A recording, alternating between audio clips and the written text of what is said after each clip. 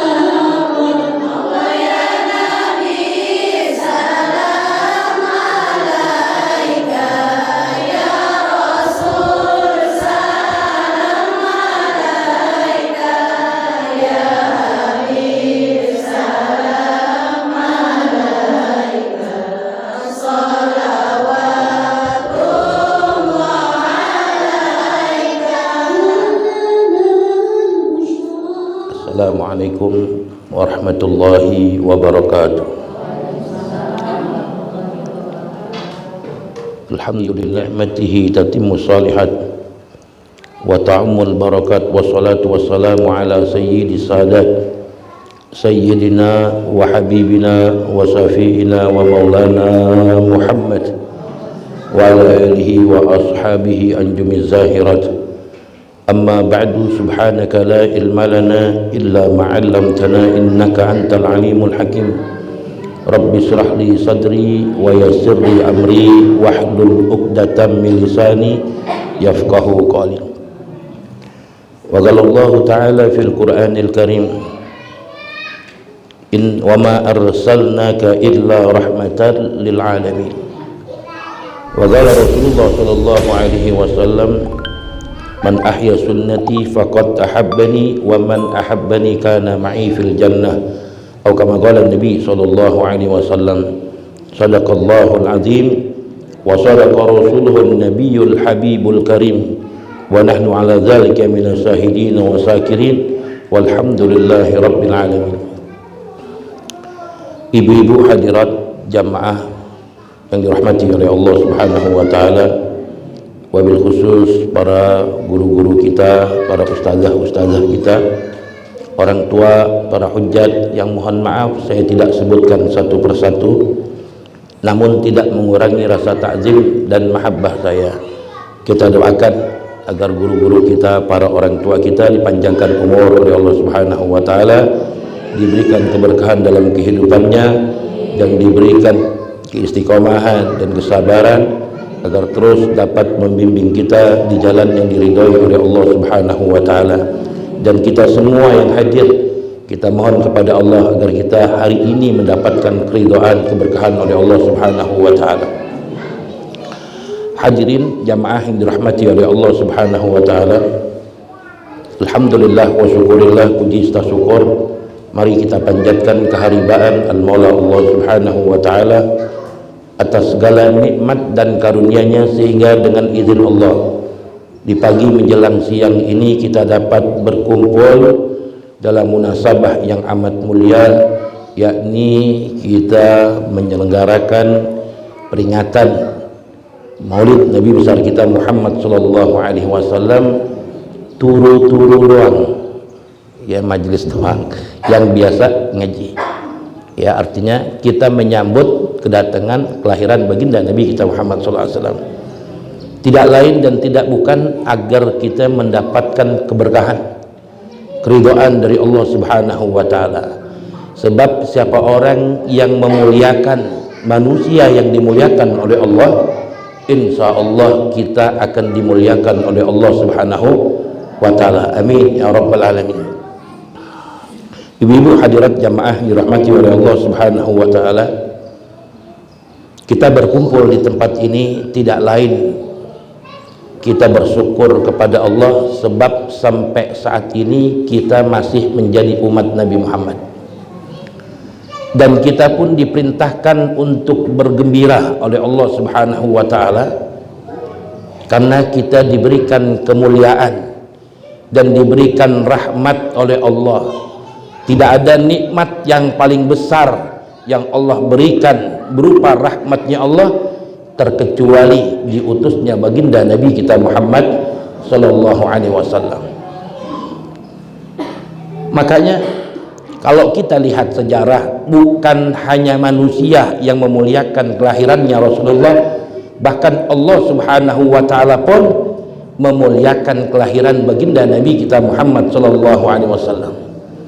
Di dalam riwayat hadis Anas bin Malik bahwa ibunda Rasulullah yang bernama Aminah, beliau cerita sendiri tentang kelahiran baginda Nabi Muhammad, tentang keistimewaan ketika beliau melahirkan Rasulullah sallallahu alaihi wasallam, yang saat itu yang keluar dari rahim Siti Aminah tidak lain, yang dilihat bukan sesosok bayi, tapi yang dilihat adalah cahaya. Tidak pernah di dunia ini mengalami terang yang luar biasa terkecuali tanggal 12 Rabiul Awal, yang saat itu terangnya berbeda dengan malam-malam biasa. Terangnya ini menyeluruh kota Sam, bahkan istana-istana yang megah di kota Sam ikut terang karena kelahiran baginda Nabi kita Muhammad. Tidak cukup dengan itu, api yang disembah oleh orang-orang Majusi yang tidak akan padam selamanya, saat itu redup dan padam dengan sendirinya. Patung-patung yang berdiri kokoh ketika itu pun nyungsep di saat Rasulullah SAW dilahirkan ke muka bumi ini. Dan semua orang mengatakan ketika itu, ini bayi yang lahir ini bukan manusia biasa. Ini yang lahir ini bukan manusia biasa, tapi luar biasa. Bukan hanya manusia yang kagum, bahkan Allah pada hari itu benar-benar memuliakan lahirnya Nabi kita Muhammad sallallahu alaihi wasallam. Makanya kata Allah dalam Quran, wa dzakirhum bi ayamillah, dan ingatkanlah kepada mereka hari-hari yang dimuliakan oleh Allah, yakni diantaranya hari kelahiran baginda Nabi kita Muhammad sallallahu alaihi wasallam. Makanya kita diperintahkan untuk mencintai Rasulullah. Allah saja mencintai dan mengagungkan baginda Nabi kita Muhammad, dan Allah memerintahkan kepada hambanya untuk menyintai Rasulullah melebihi daripada segalanya, melebihi daripada cinta kita kepada orang tua, melebihi cinta kita kepada anak dan istri kita, melebihi cinta kita kepada Rasulullah, harta dan jabatan kita. Tidak ada yang patut kita cintai terkecuali Allah dan baginda Nabi kita Muhammad sallallahu alaihi wasallam. Kalau kita bicara tentang cinta kepada Rasulullah, cinta kepada Allah Subhanahu wa taala, pasti kita akan diuji oleh Allah Subhanahu wa taala. Ujiannya nggak dikit. Orang yang cinta kepada Allah, orang yang cinta kepada Nabi kita Muhammad sallallahu alaihi wasallam, ujiannya besar. Kalau seandainya ujian ini terjadi saat ini sebagaimana dialami oleh sahabat-sahabat Rasulullah, niscaya kita tidak akan kuat untuk menghadapi ujian yang diberikan oleh Allah. Apa ujian yang diberikan oleh Allah sebab cintanya kepada Allah, cintanya kepada Rasulullah? Di antara ujiannya kita lihat sahabat Nabi yang bernama Bilal bin Rabah, yang bukan siapa-siapa. Bilal ini budak hitam yang nggak punya kedudukan. Orang memandang Bilal itu separuh mata. Ketika Bilal itu dibeli oleh majikannya Yahudi, orang kafir ketika itu, dengan anggapan Bilal ini kuat dan bisa gulat. Dulu kalau budaknya orang laki, majikannya suka adu gulat. ya, ame budak yang lain. Ternyata Bilal ini takut, kenyi, ya, orangnya penakut, sehingga budak jadinya majikannya kesal dengan Bilal, ya. Nah, ketika kesal dengan Bilal, tiba-tiba Bilal itu menjadi pemberani saat itu, menjadi kuat itu Bilal, sampai majikannya itu kaget, yang tadinya penakut, yang tadinya kenyi, kok tiba-tiba Bilal menjadi kuat, Bilal menjadi perkasa ketika itu. Bahkan ketika disiksa oleh majikannya, Bilal ini disiksa bukan sejam 2 jam, berhari-hari. Ternyata diselidiki, Bilal menjadi kuat karena Bilal sudah beriman kepada Allah, beriman kepada Nabi Muhammad. Bukan hanya itu saja, bahkan beliau sudah cinta kepada Allah dan cinta kepada Nabi kita Muhammad sallallahu alaihi wasallam. Sehingga Bilal disiksa, diseret-seret keliling kota Mekah. Habis diseret-seret kemudian diletakkan di padang pasir, tidak memakai baju ketika itu. Gak cukup dengan itu, Bilal dicambukin. Habis dicambukin, perutnya ditibanin batu besar. Kalau ukuran orang kita, mati kita.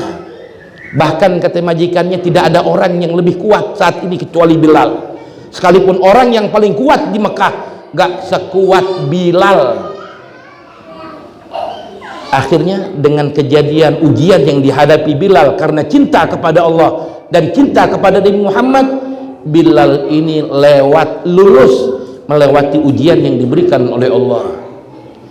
Makanya ketika Fathul Mekah, Rasulullah masuk kota Mekah, yang ditanya oleh Rasulullah pertama kali, aina Bilal, aina Bilal.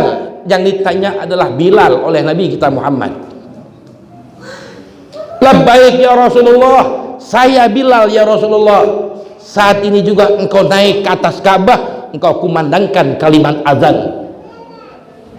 Bilal budak, ya, hitam kulitnya, dihina banyak orang, tapi karena cinta sebab kepada Allah, cinta sebab karena Nabi Muhammad, diangkat derajatnya oleh Allah. Langsung bila diperintahkan untuk naik ke atas Ka'bah dan mengumandangkan kalimat azan ketika itu.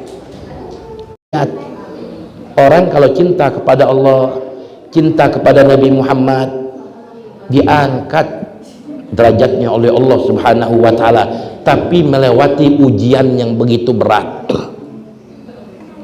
Gak semudah itu.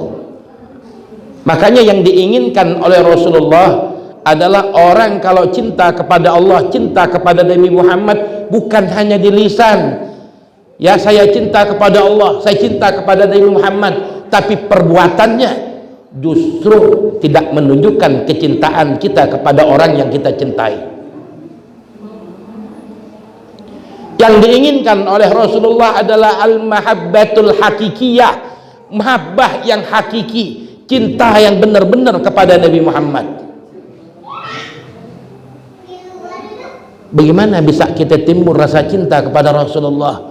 Bagaimana kita bisa cinta kepada Rasulullah kalau kita nggak kenal Nabi kita Muhammad Sallallahu Alaihi Wasallam? Makanya beruntung adanya majelis-majelis ta'lim, adanya pengajian baik di masjid maupun di majelis ta'lim.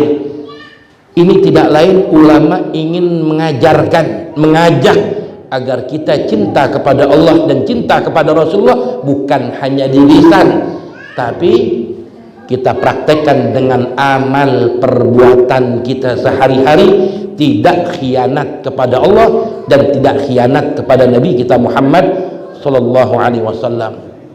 Apa keuntungannya dari kita cinta kepada Allah dan cinta kepada Nabi Muhammad? Man ahabbani kana ma'i fil jannah.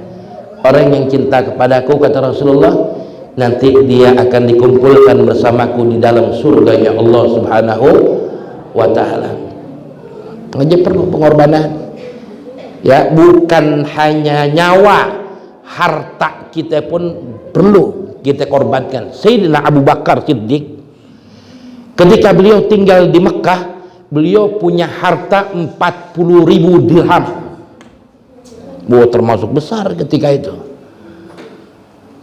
40.000 dirham habis hartanya untuk apa? Untuk berjuang dengan baginda Nabi kita Muhammad. Dia nggak sia-siain tuh duitnya dikeluarkan untuk perjuangan Rasulullah. Dia nggak sia-siakan duitnya, hartanya dihabiskan untuk membela Nabi kita Muhammad SAW. Bahkan ketika hijrah di Madinah, Sayyidina Abu Bakar tinggal megang duit 5.000 dirham. Sampai Madinah pun duitnya habis. Buat apa? Buat perjuangan Nabi Muhammad SAW. Jadi hidupnya Rasulullah selama 23 tahun setelah diangkat jadi Rasul, Nabi Muhammad umurnya 63. Dengan dakwah yang 23 tahun, Rasulullah kurang tidur, Rasulullah nggak pernah tenang setiap hari. Ini untuk siapa? Untuk kita umat Nabi Muhammad SAW. Bukan hanya di dunia Rasulullah cinta kepada kita, bahkan nanti di yaumul qiyamah pun Rasulullah akan menunggu kita umatnya. Makanya kata Anas bin Malik, ya Rasulullah, nanti di saat aku meninggal dunia dan di saat kita di padang mahsyar, kalau aku rindu kepadamu, aku nyari engkau di mana ya Rasulullah? Kata Rasulullah, kalau engkau ingin ketemu aku nanti di akhirat, carilah aku di jembatan Siratal Mustaqim. Kalau engkau aku cari di jembatan Siratal Mustaqim, aku nggak mendapatkan, di mana aku harus mencarimu ya Rasulullah? Cari aku, katanya, di Telaga Kautsar. Kalau engkau nggak ada ya Rasulullah, cari aku di Mizan, kata Nabi. 3 tempat ini Rasulullah bolak-balik terus nanti di yaumul qiyamah. Menunggu siapa?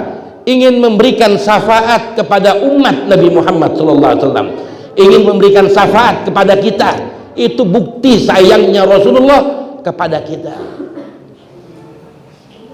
Makanya kalau sahabat mati-matian bela Rasulullah, lantaran cintanya Rasulullah kepada kita luar biasa.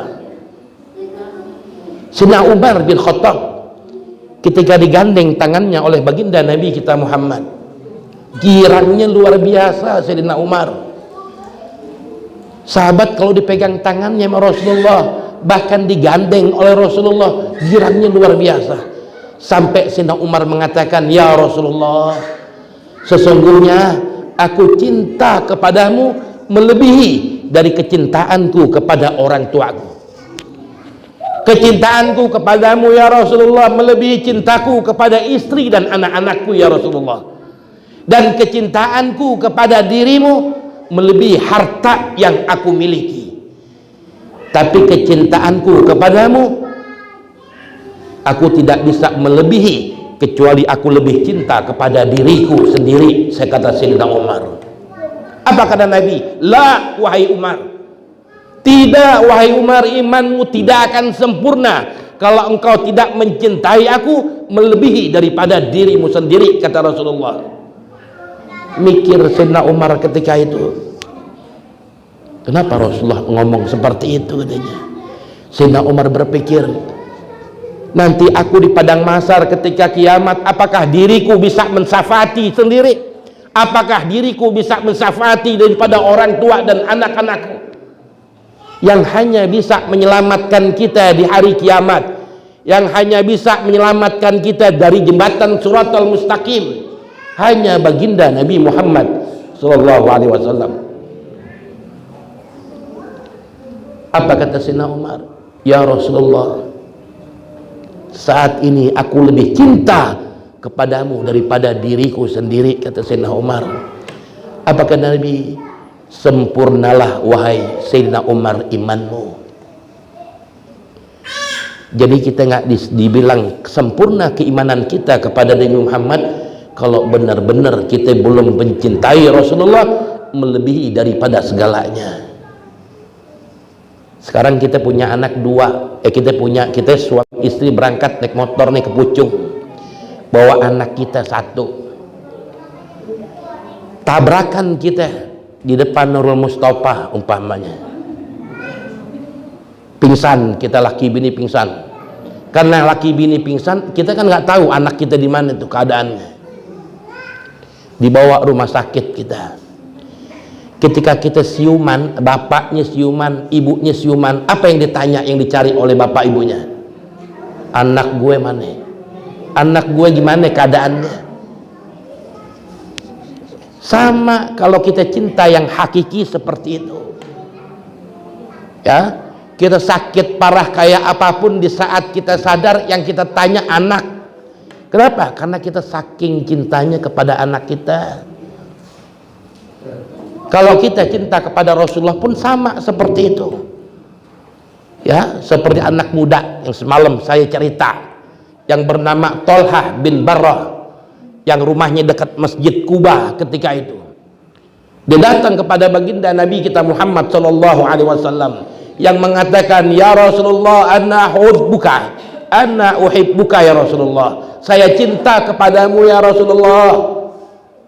Apa kata Nabi? Mana buktinya ente cinta kepada saya? Kalau engkau pengen bukti aku cinta kepadamu ya Rasulullah, saat ini engkau perintahkan apa saja buat aku akan laksanakan ya Rasulullah. Apa kata Nabi? Idhab faktul abaka. Pergilah kamu, bunuh kamu punya bapak, kata Rasulullah. Gak mandang bapaknya, udah saking cintanya kepada Rasulullah. Rasulullah perintahkan untuk suruh bunuh bapaknya. Pulang nih anak langsung keluar dari rumah Rasulullah, mau ngambil pedang. Apa kata Nabi? Ya Sabab, ya Tolha, akbil kemari katanya. Aku cuma hanya menguji ya kebenaran engkau cinta kepadaku, bukan saya benar-benar nyuruh engkau bunuh bapakmu, katanya. Allah tidak mengajarkan aku untuk memutuskan silaturahim, apalagi anak dengan bapak. Aku cuma menguji kecintaanmu kepadaku, kata Rasulullah. Lihat tuh orang-orang dulu. Sampai satu saat dapat kabar Tolha ini, anak muda ini sakit parah, gak sadarkan diri beberapa hari. Rasulullah dikabarin, ya Rasulullah, kemarin anak muda yang waktu itu kesini lagi sakit ya Rasulullah, sampai saat ini belum sadar-sadar. Di mana rumahnya, kata Nabi? Dekat Masjid Kuba. Antarkan aku ke sana, katanya. Lihat, ini anak muda bukan siapa-siapa, bukan anaknya pejabat, bukan anaknya presiden, bukan anaknya panglima, orang biasa yang gak dianggap oleh masyarakat. Rasulullah tengokin tuh akhlaknya Nabi itu, cintanya sama umatnya. Datang Rasulullah tengokin, masih dalam keadaan gak sadar, pingsan. Kata Rasulullah apa? Karena mukjizatnya Rasulullah mengatakan, wahai ibu, katanya, anak ibu umurnya gak panjang, nanti dikit lagi ntar malam meninggal dunia. Akhirnya kata Rasulullah, kalau nanti ini anak meninggal dunia, tolong kabarkan kepada aku yang akan sholatkan jenazahnya, dan aku akan ikut kuburinnya. Lihat baginda Nabi Muhammad. Ada gak pemimpin yang begitu kira-kira? Boro-boro. Ya, kalau yang mati orang susah, boro-boro mau ditengokin. Ya, kalau yang sakit orang miskin, boro-boro dia mau datang. Tapi kalau yang sakit orang kaya, bu, yang meninggal orang kaya, bu, 3 harinya gede nih berkatnya, 7 harinya Masya Allah lebih gede lagi berkatnya. Tapi kalau orang susah, ini Rasulullah datang tuh, ya, padahal Rasulullah ada pesan, nanti kalau ini anak meninggal, tolong kabarin aku yang akan mensolatkan jenazahnya, dan aku akan menyaksikan pemakamannya. Tuh Nabi Muhammad tuh cintanya kepada kita. Akhirnya ketika mau meninggal di tengah malam, anaknya siuman dari pingsannya. Pesan yang terakhir sama ibunya, wahai Umi, katanya, sedikit lagi aku meninggal dunia. Kalau aku meninggal dunia, jangan kabarin Rasulullah. Anaknya nggak ngabarin, nggak boleh. Padahal Rasulullah perintahkan untuk kabarin Rasulullah.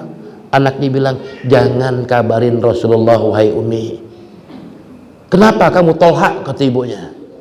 Jangan, aku khawatir kalau Rasulullah tengah malam jalan dari Madinah ke Masjid Kuba, dengan perjalanan yang jauh.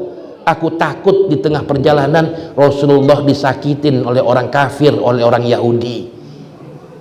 Coba tuh, saking sayangnya cintanya sama Nabi, dia bela-belain tuh mau mati aja. Ini sahabat masih mikiran keselamatan Rasulullah, mau mati masih mikirin keselamatan baginda Nabi Muhammad. Tak kalau Rasulullah di tengah jalan, Rasulullah disakitin sama orang kafir, jangan Umi, jangan dikabarin. Akhirnya meninggal tuh anak muda itu malam. Rasulullah dapat kabar subuh bahwa Tolha sudah meninggal dunia dan sudah dikubur. Rasulullah nangis ketika itu. Apa kata Rasulullah kepada ibunya? Wahai Umi, kenapa nggak kabarin saya? Kan semalam saya udah pesen kalau ini Tolha meninggal, aku yang akan sholatkan. Beliau Tolha menolak, ya Rasulullah. Kenapa menolak? Takut engkau di tengah jalan disakiti oleh orang kafir malam-malam jalan. Lihat, Masya Allah. Akhirnya Rasulullah doakan, ya Allah, terimalah Tolha dalam keadaan engkau senyum kepada Tolha ini, dan Tolha melihat engkau ya Rabb dalam keadaan senyum. Allah suruh sambut si Tolha ini ya dalam keadaan senyum Allah kepada Tolha, dan Tolha pun senyum memandang Allah Subhanahu wa taala. Doanya Nabi ini dikabul oleh Allah Subhanahu wa taala. Tuh lihat. Makanya beruntung orang yang cinta kepada Nabi Muhammad. Beruntung orang yang benar-benar mengikuti sunnah Rasulullah sallallahu alaihi wasallam. Bukan hanya mulut kita mahabbah cinta kepada Rasulullah, tapi akwal, perbuatan mulut kita nih kita jaga, kemudian af'al, perbuatan kita ikutilah perbuatan yang dilakukan oleh Nabi Muhammad. Ikutin akhlaknya Rasulullah. Satu hari Rasulullah ini lewat depan rumah nenek-nenek yang Rasulullah setiap lewat rumah nenek-nenek ini, Yahudi dia, orang kafir, Rasulullah diludahin mukanya, cuah. Rasulullah ludahnya, apa kita Rasulullah lewat lagi diludahin lagi wajahnya Rasulullah. Yang tadinya Rasulullah jalannya ke situ, ini rumahnya jalannya agak jauh seberang sana, disamperin nenek-neneknya, diludahin mukanya Rasulullah. Apakah kapok Rasulullah nggak lewat situ lagi? Lewat lagi Nabi, diludahin lagi, cuah. Yang tadinya Nabi di pojok sono jalannya makin deket, malah deketin nenek-nenek, dideketin supaya nenek-nenek nggak capek-capek ngejar ngeludahin, dideketin Rasulullah depan matanya. Coba alaknya Nabi, ya dilap barakallahu fik, kata Nabi. Satu saat ini nenek-nenek sakit, ya sakit. Ini mana nenek-nenek yang biasa ngeludahin saya, lagi sakit ya Rasulullah. Ya, dapat kabar begitu Rasulullah tengokin rumahnya nenek-nenek, kotor banget rumahnya, disapuin sama Nabi. Rumahnya disapuin sama Nabi. Baru Nabi masuk ke dalam rumah nenek tersebut. Apa kata nenek itu? Ya Muhammad, apakah engkau ingin membalas aku meludahi? Tidak. Aku kesini ingin menjengukmu. Ya, aku ingin mendoakan kamu, kata Rasulullah. Ya. Akhirnya didoakan oleh Rasulullah, langsung ketika itu dapat hidayah masuk ke dalam agama Nabi kita Muhammad SAW. Akhlak tuh, ya, afal, ucapan kita sudah bagus, akhlak kita ikutin sedikit-sedikit akhlak baginda Nabi kita Muhammad SAW. Kalau sudah demikian, baru cinta kita itu hakiki kepada Nabi Muhammad. Sebab kata ulama, mahabbatu al-mahabbah biduni tadkhiyah kadzab. Cinta kepada Allah, cinta kepada Rasulullah tanpa ya adanya pengorbanan, maka kadzab, cintanya bohong kepada Nabi kita Muhammad sallallahu alaihi wasallam. Ya makanya ya sekarang sudah masuk bulan Rabiul Awal, banyak peringatan Maulid di mana-mana. Ya, ini kalau kita ada waktu, kita sehat datang. Sebab orang kalau dia masuk bulan Rabiul Awal banyak peringatan Maulid, dia nggak pernah datang dan dia nggak pernah bikin Maulid. Orang ini hatinya nanti kering, kata Rasulullah. Yang menyebabkan hati kita kering Di saat musim Rabiul Awal dia nggak pernah bikin maulid, dia nggak pernah hadir di peringatan maulid, bahkan dia nggak pernah bikin di rumahnya bikin maulid. Ya, jadi kita nggak harus bikin maulid gede-gedean, nggak apa-apa, turu-turu keluarga nih, anak-anak kita, mantu kumpulin, yuk bikin maulid, baca maulid bulan di Rabiul Awal di rumah, nggak apa-apa. Anak, istri, mantu kita, cucu kita kumpulin tuh, ya, untuk memperingati kemuliaan Rabiul Awal. Ayo kita baca Yasin, tahlil, maulid, turu-turu keluarga aja. Ya, ini rumah kita berkah. Ya, hati kita dihidupkan oleh Allah. Hati kita akan ditumbuhkan rasa mahabbah kepada Nabi Muhammad SAW. Gak perlu undang-undang orang, sekeluarga aja, kita aja dulu dah, rumah kita, ya, bacain maulid, ntar berkah rumahnya, rezekinya berkah, umur kita berkah, ya, cinta kita semakin kuat kepada Nabi kita Muhammad SAW. Ya, mudah-mudahan ya kita semua dipanjangkan umur oleh Allah Subhanahu wa taala, diberikan sehat walafiat, ya, dan kita mohon sebelum kita wafat kita bisa melihat wajah Nabi kita Muhammad, kita bisa melihat wajah Nabi Muhammad walaupun di dalam tidur kita, walaupun di dalam mimpi kita bisa melihat wajah Nabi Muhammad sallallahu alaihi wasallam. Itu yang kita harapkan. Kata Zuhail, walaupun harta aku dibagikan kepada orang kafir, Mekah itu nggak ada apa-apanya kalau tidak ada Nabi Muhammad. Ya, Mekah itu nggak punya apa-apa kalau nggak melihat wajah Rasulullah. Bahkan surga itu bisa menjadi indah, surga itu bisa menjadi luar biasa karena di dalamnya ada Muhammad, Nabi kita Muhammad SAW. Tanpa ada Nabi Muhammad, surga itu pun tidak indah. Ya, paling tidak dengan banyaknya kita hadir peringatan maulid, kita bisa bertemu dengan Rasulullah, baik di dunia maupun nanti kelak kita bisa melihat wajah Nabi kita Muhammad sallallahu alaihi wasallam. Sebab orang yang paling rugi yang enggak bisa melihat wajah Nabi Muhammad. Nabi mengatakan wailun, celaka kata Nabi, ya, liman lam yarani yaumil qiyamah, kata Nabi, orang yang tidak bisa melihat wajahku kelak di yaumil qiyamah, kata Nabi. Kata Aisyah, siapa ya Rasulullah orang yang nggak bisa melihat wajahmu nanti di yaumil qiyamah? Rasulullah menjawab, man dzikru indahu lam yusallu alaihi, orang yang ketika nabahku disebut, orang itu tidak berselawat kepadaku, kata Nabi, nanti orang ini nggak bisa melihat wajahku kelak di yaumil qiyamah. Ya, mudah-mudahan kita nanti diperlihatkan wajahnya Nabi kita Muhammad SAW, dan kita dikumpulkan bersama orang yang kita cintai, yakni baginda Nabi kita Muhammad SAW.